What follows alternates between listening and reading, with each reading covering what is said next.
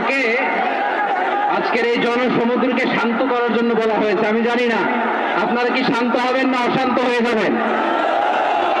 প্রিয় সুধী, মার্চ করতে যে লাঠি গুতা খেলা উষ্টা সব আমরা খেয়েছি, তারপরেও আজকের এই সোহরাওয়ার্দী উদ্যানের এই গণজামায়াতে এই জনতার মহাসমুদ্রে উপস্থিত হয়ে আমরা বুঝতে পেরেছি আজকের এই মহাসমুদ্র জনসমুদ্র ফিলিস্তিনের প্রতি, আল আকসার প্রতি বাংলাদেশের জনগণের ভালোবাসার বহিঃপ্রকাশ। ভৌগোলিকভাবে আমরা ফিলিস্তিন থেকে অনেক দূরে হতে পারি, কিন্তু আজকের এই জনসমুদ্র প্রমাণ করে আমাদের এক একজনের হৃদয়ে বুকের ভিতরে বাস করে এক একটা ফিলিস্তিন। আমাদের হৃদয়ে বাস করছে এক একটা গাজা, আমাদের হৃদয়ে বাস করে এক একটা আল কুদস। চিৎকার করে বলেন ঠিক কিনা? আমরা আজকে সংহতি প্রকাশ করব আমাদের মুসলিম ভাইদের উদ্দেশ্যে। এক আওয়াজে আমাদের কণ্ঠকে উচ্চকিত করে অতিথি থেকে শুরু করে অডিয়েন্সের সবাই আল্লাহু আকবার ধ্বনি দিয়ে সোহরাওয়ার্দী উদ্যানের এই ময়দানকে আমরা কাঁপাতে রাজি আছি না নাই? নারে তাকবীর, নারে তাকবীর। দিন ইসলাম, দিন ইসলাম। ফিলিস্তিন, ফিলিস্তিন। আল কুদুস, আল কুদুস। ফিলিস্তিন, ফিলিস্তিন। আল কুদুস, আল কুদুস। আমার ভাই শহীদ কেন? জাতিসংঘ জবাব চায়। গাজায় গণহত্যা কেন? জাতিসংঘ জবাব চায়।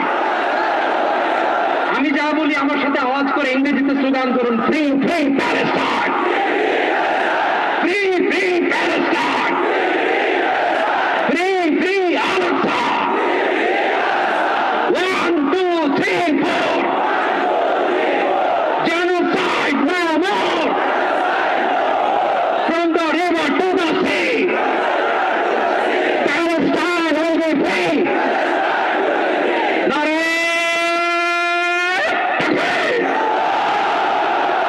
وما علينا إلا البلاغ. والسلام عليكم ورحمة الله وبركاته.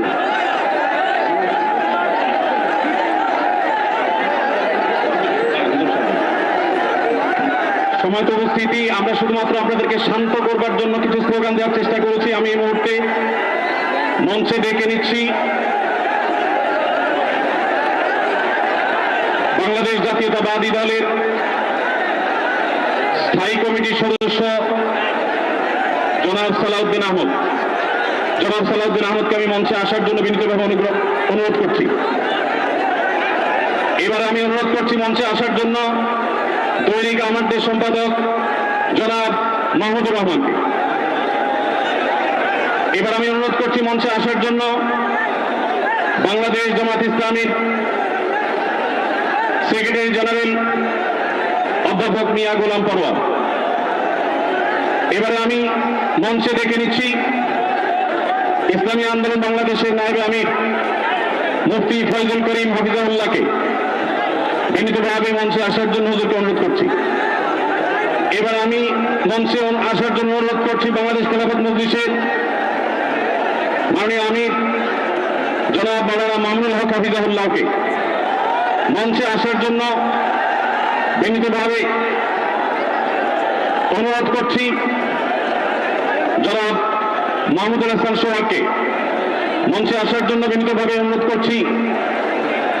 জনাব লতিফুল ইসলাম শিবলিকে